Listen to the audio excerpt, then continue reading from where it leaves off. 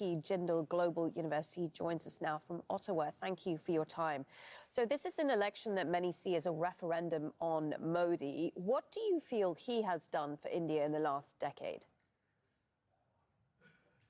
Well, one of the things that Modi's brand of politics has done is taken control of centralizing BJP's political and economic agenda nationwide. And one of the ways you see that in evidence is there's a big politics of infrastructure development, digitization of economy, the rise of the financial technology sector, all of those which have seen greater momentum.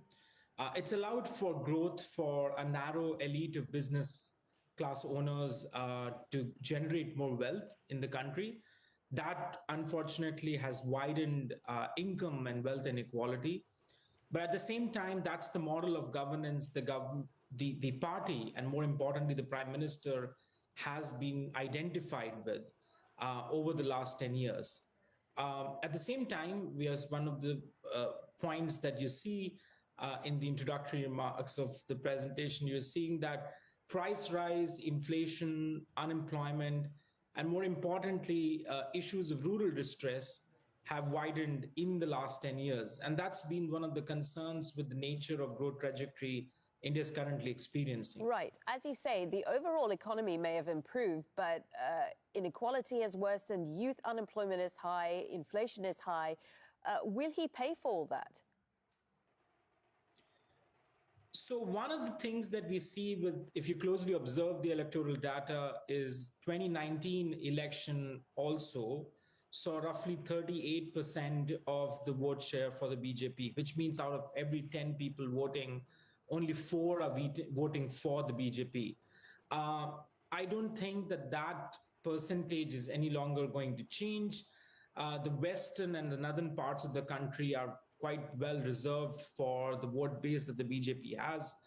At the same time, you can in fact expect a riser in vote share for BJP in the eastern and southern parts of the country, which is where it has been more aggressively campaigning. So even though we see that there is a rise in economic discontentment amongst certain factions of the voters, and that was evident even back in 2019, we don't see that having any material impact on the BJP or its vote share. And we saw that clip, heard that clip a little earlier of the Prime Minister calling Muslims infiltrators during a campaign speech. Why do you think he feels the need to go down this divisive path? So for one simple reason, I think except 2014 election, when Modi actually became the Prime Minister, almost every election that the BJP has fought under his leadership at even state levels have seen the party, and more importantly, Modi himself, have a very anti-Muslim and what you would consider as catering to the Islamophobic rhetoric strongly. And there's no evidence of that being in the contrary, for the simple reason that the BJP's brand of politics has been built around the majoritarian anti-Muslim hate agenda. The Hindutva cadre, which is based on the BJP's baseline of vote, has been charged up with being able to galvanize more votes for the party. And you expect that to happen even in the near future. I think what you'd expect is the anti-Muslim rhetoric, at the same time, policies that would be marginalizing the ethnic minority, including Indian Christians, will worsen. And at the same time, what you'd have to also see is that the BJP's ability to tap into this for a higher vote share has been also maxed out. You don't see now the BJP really winning beyond what it has been able to do in what you'd consider as the Hindi heartland, where it has already been in the majority in most states, including the state of UP, where you could see some clippings from, right? Okay, interesting. I mean, their slogan this time round has been very much about whether they can that they will win 400 plus seats, which would be a remarkable result. I mean, do you think that they can win that amount of seats? And if they do, what does that mean for India? Because the opposition say they fear that, you know, the constitution could be changed and reversed and so on.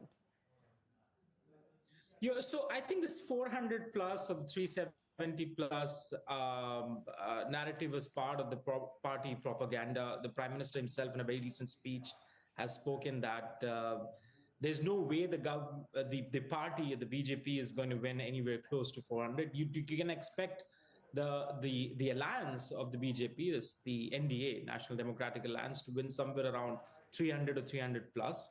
Having said that, they are going to be in majority.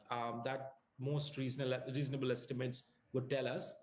At the same time, what we're seeing in India right now is that it's heading towards a nation of a one-party state.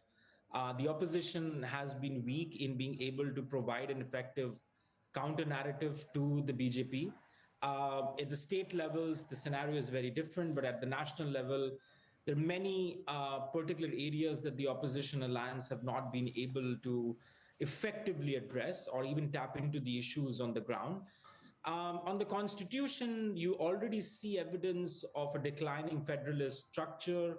One would imagine that to be more aggressively seen in the greater centralization of power under Modi in the next sort of few years. At the same time, an argument which a few of us have been making is you can expect more people-led movements, protest movements to come up, as we have already seen in the last few years, that there are more street protests happening against the government, and you can expect that to happen even more as the government pursues a more centralized, majoritarian, at the same time, anti-minority agenda. Really good to get your perspective. Deepanshu Mohan, Professor of Political Economy at OP Jindal Global University, speaking to us there from Ottawa.